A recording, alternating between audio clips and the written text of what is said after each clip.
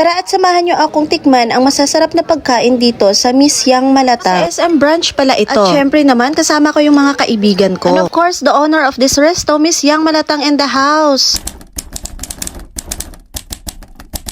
Napagdesisyon na naming magkakaibigan natikman dito ang masasarap na pagkain ni Miss Yang Malatang. Siyempre, while waiting sa aming mga in-order, sobrang na-amaze talaga ako sa colorful design ni Miss Yang. Alala ko na Chinese New Year pala ngayon, kaya ganito yung mga design sa resto niya. Nakakabilib nga naman kasi 15 minutes lang, andyan na yung orders namin. And guess what? Ikaw yung mamimili kung ano yung ilalagay mo sa soup mo. And in fairness naman talaga dito, worth it yung binayad mo dito, mga mare. At umabot nga naman sa 1,500 yung bill namin. At isa sa mga in-order namin dito ay ang chow long bao. Ewan ko lang kung tama ba yung pag-pronounce ko, ha. In fairness talaga, sobrang sarap nito, mga mare. At sasamahan mo pa talaga ng spicy sauce nila. Naku, napakasarap, mga mare. Iyak akong mapapa-order ka ulit nito. Kunting kwento lang sa mga kaibigan ko, ha. 30 minutes lang kaming nagkakakilala nito. At hindi ko sukat akalaing magiging close friend ko na sila. Yun bang feeling mo, 10 years na kayo nakakilala at magkasama? Yun bang pag nagkakasama kaming lahat, sobrang saya yung nararamdaman ko. Yung feeling na sobrang excited pag nakikita mo sila. Pangarap ko kasi magkaroon ng kaibigan na tulad nito. It's really an answered prayer kasi nga, I asked Jesus to have a friend like them. Hindi ko sukat akalain na hindi pa kami nag-iisang taon neto. Pero parang feeling ko, sobrang kilala na namin yung isa't isa. I asked Jesus for protection and guidance sa aming magbabarkada. At sana rin na magtagal kami. And to more laughter, chika, kain dito, kain doon. At syempre naman, good health sa aming family. We planned an overnight stay here sa Greenleaf. Ang gagawin lang naman namin dito ay kakain lang naman doon sa resto nila. Diba? Parang feeling namin dalaga lang kami, ha? Buti na lang talaga at pinayagan kami ng mga asawa namin. Hanggang dito na lang, mga mare. See you in my next mini vlog. Bye!